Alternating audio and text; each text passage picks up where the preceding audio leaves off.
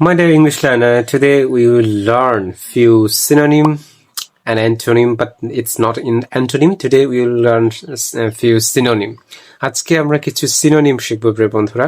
চলুন দেখা যাক কি কি সিনোনিম আমরা শিখবো আজকে। সেটা হচ্ছে যে প্রথমটা যে হচ্ছে abate। abate মানে কমানো, কোনো কিছু কমানো, সেটাকে আমরা রিডিউসও বলতে পারি, lessen বলতে পারি। lessen মানেও কিন্তু কমানো। abhor মানে ঘৃণা করা, এটাকে আমরা বলতে পারি ডিটেস্ট, ডিসপাইস। অ্যাপেক্স চূড়া বা শীর্ষ, সেটাকে আমরা বলতে পারি pinnacle, zenith. Pinnacle or zenith. Assist মানে সহযোগিতা করা, সেটাকে আমরা বলতে পারি হেল্প বা সাপোর্ট বলতে পারি আমরা। ওকে। অ্যাবান্ডেন্ট মানে হচ্ছে প্রচুর, খুব অনেক প্রচুর পরিমাণে থাকা, সেটাকে আমরা বলতে পারি প্লেন্টি বা অ্যাম্পল।